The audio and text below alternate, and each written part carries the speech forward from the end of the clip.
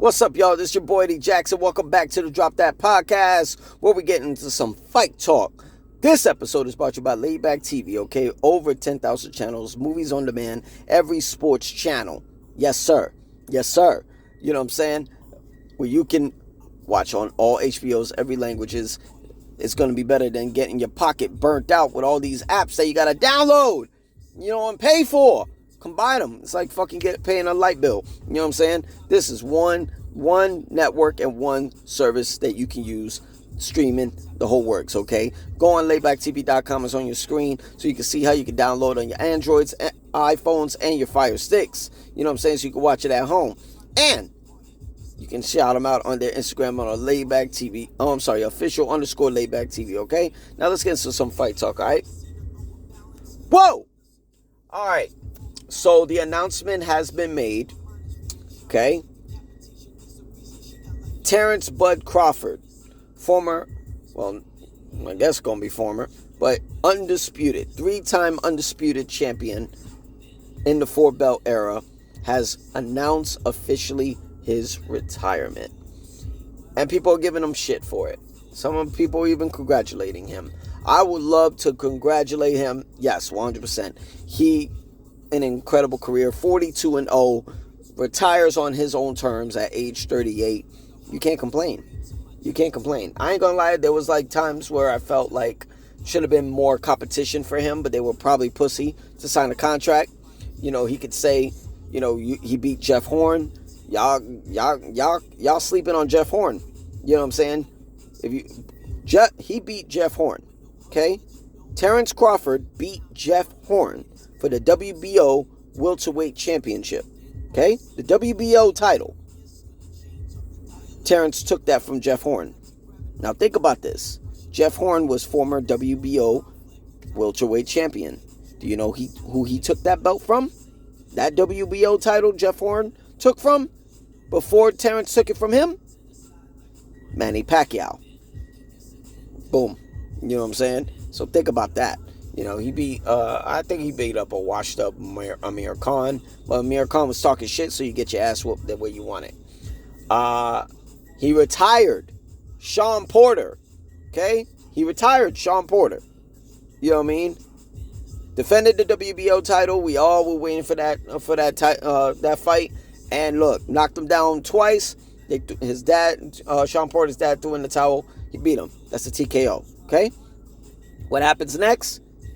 Goes to Vegas in his biggest fight ever, getting walked down the aisle by Eminem, okay? Eminem against undefeated Earl Spence. It's undefeated fighter versus undefeated fighter. 2 years in the making, okay? For the undisputed welterweight championship, okay? Think about this. Terence Crawford had one belt, the WBO title he's been defending. Earl Spence had the WBC first. No, I'm sorry. He had the IBF welterweight title first. Then he took the WBC title from Sean Porter. And then he took the WBA title. Okay? Now, he had 3 belts. He was gunning for that final belt to be undisputed champ. And what happens? A clinic. Terence Crawford gave him a fucking clinic. Knocked him down multiple times. Referee had to stop the fight. Earl Spence hasn't been in the ring since. That was over 2 years ago. Okay?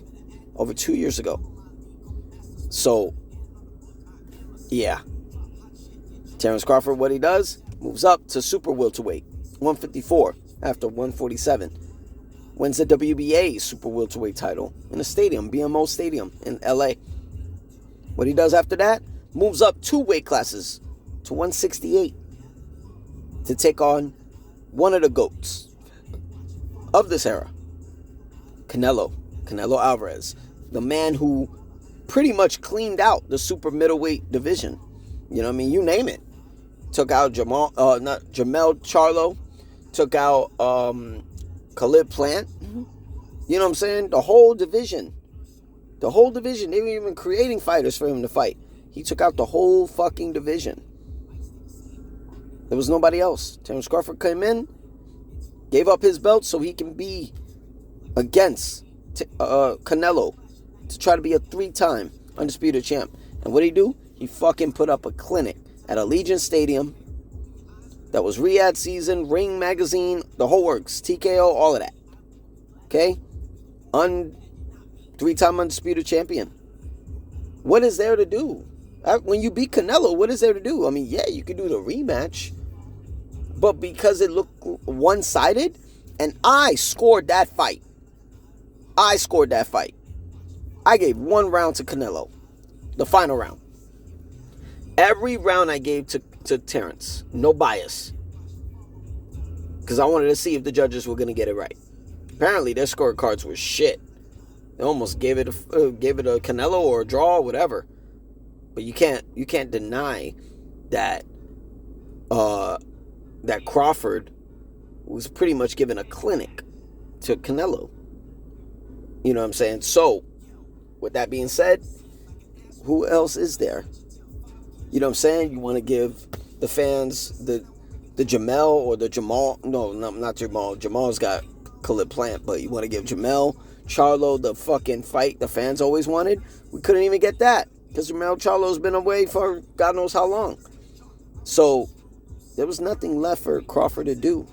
You're going to have to throw a fucking, 10 bricks trucks for him to come out of retirement at age 38 to give him a bigger bank and a bigger venue or similar to when he fought Canelo. He's the A side. You know what I'm saying? And Canelo's team already stated that, he want to rest. He doesn't want to fight on Cinco de Mayo. He want to go next September. You're gonna make Crawford go up to at least age 39 and fight? Have him on the shelf for a year again? Nah, we good. I think he retired on the right time. Definitely the sport's gonna miss him. So, shout out to Crawford. Happy retirement, man. You deserve it. Former undisputed 3-time world champion. 3-time undisputed champion. Only male 3-time undisputed champion. So, shout out to him. We got this Friday on Netflix live Anthony Joshua versus Jake Paul. I mean, you also got Anderson the Spider Silver versus the chosen one, Tyron Woodley, when it was supposed to be Chris Weidman. I think it's going to be a fun fight. I still give it to Anderson. I think it's going to be 6 rounds. But Anthony Joshua versus Jake Paul. I had a whole 3 weeks to think about this one and what could it be, how. I was thinking of ways that Anthony could win. I was thinking of ways of Jake to win. This is crazy. You know what I'm saying? Remind you, Anthony Joshua cannot weigh in over 245. And it's going to be 8 rounds. You know what I'm saying?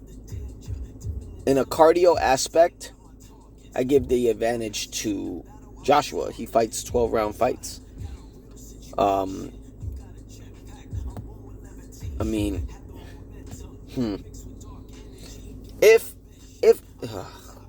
It is really hard to see who's going to pull off the upset. You know what I mean? It's not really an upset if it's Anthony. They're expecting him to win. And his fucking career is questioned if Jake knocks him out. Because if you think about it, it's been 13 months since Anthony's been in the ring. His last fight was Daniel Dubois. He was challenging Daniel for the WBO heavyweight title. He got knocked out. That Anthony Joshua loses to Jake Paul, in my opinion. Because he was just bum rushing him with his hands down.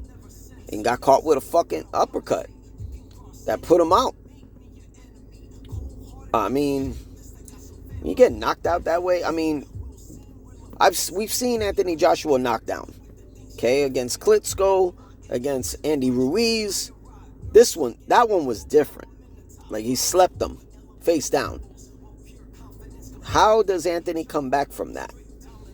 Because they're talking about, finally possibly getting Tyson Fury versus Anthony Joshua next year. Or even like playing with the idea of maybe a Usyk versus Joshua trilogy. No one gives a shit about that. I'm more interested in Anthony Joshua versus Tyson Fury, a legacy fight for the UK. But it's like he loses it.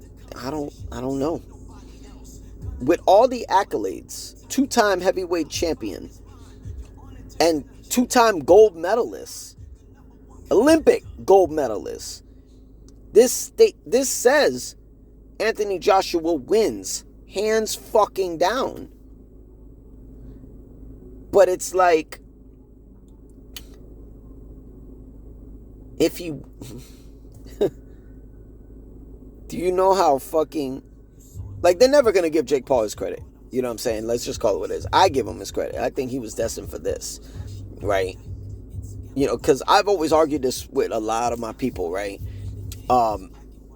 You know, they always say, you know, the fight that he knocked out Tyron Woodley, where he knocked down Anderson Silva and won, where he knocked down Nate Diaz and won, where he knocked out Ben Askren.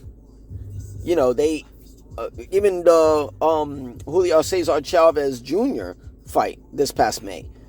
You know, they say it's, oh, this is a script fight that, you know, you can he's paying these guys to lose, all of this shit, even kind of the Mike Tyson fight not to fight, you know what I mean? Like, all that, you know, they were in a fucking Dallas Cowboys stadium, you know what I mean, AT&T stadium for the Dallas Cowboys in Arlington, Texas, on Netflix. Tyson looked like he wasn't even trying to fight. They say these guys are paid off. Do you understand not only the you don't understand the reputation that you get blackballed by doing that? You know what I'm saying? And do you know how fucking illegal that is? You go to jail if you throw fights. This is not like back in the days when they were being paid, you know, to throw fights. It's different now. Niggas get the FBI called on them, you know, when they do this shit. So I don't really feel like it's, I don't think it's factual, you know, that's what happens. You know what I'm saying? And if there's anybody that Jake Paul was going to lose to, why you lose to Tommy Fury out of all fucking people? You know what I'm saying? The nigga was on fucking, some damn Love reality show. You know what I'm saying? Like, anybody you could have lost to? Why him? Because clearly you don't want a fucking rematch. He took the money and ran. So that didn't make any sense. If you're going to lose to somebody, it would make financial sense if you was to, how do I put it? It would make financial sense if you was to book a rematch in some way. Because then you get into profit back. It makes no sense to lose to someone like Tommy Fury, throw the fight, and not get a fucking rematch. That right there is a rematch worth watching. People will pay for that rematch just because of what happened the last time. But you don't get it. You know what I mean? They would pay more for a KSI Jake Paul fight. You're not going to get it. KSI he's too pussy. He ain't going to fucking do it. So, yeah, it doesn't make sense. To me, in order for Joshua to win, he has to be patient. His cardio would drag out. Yeah, his cardio would drag out. You know what I mean? Pick your shots. Use your skill set, but use your cardio. You know what I'm saying? Can he knock out Jake Paul with a flush punch? Yes. I think he can. But that's if Jake Paul don't defend himself. You know what I'm saying? Like, you can't just leave yourself open with a shot like that. Fuck Tyson. Prime Tyson would kill you. Prime. 20s, 30s, prime Mike Tyson will fucking kill you. With Anthony Joshua, he would take you out if he's open to the shot. I think that's the way of Anthony winning. Jake is going to have to go to the body and drain him. Like, he would have to go to the body. And if you go to the body, you're leaving homeboy open for an uppercut, which could put him out. Right? I mean, you know, people keep looking at when the face-offs happened, all the size. It's like, oh, yeah. Jake Paul is smaller. But I always tell everybody, when you go face to face with a tall nigga, you know what I'm saying? Do you know that the short guy is actually closer to the jaw of the second guy? Of his opponent? Someone shorter. That tall person got to punch down. This short person got to punch up. And you leave your chin open. Your whole point is to keep your chin down. But if you keep your chin down, you expose your nose. You move, you expose the top of your ear. There are ways for Jake Paul to win this fight. With a great game plan, I think Jake could do it. Shockingly, but I think he can do it. But I'm going to go with my instinct on the underdog, and I'm going to go Jake Paul on this one. I think Anthony's going to leave himself open, and yeah, I got Jake for the upset.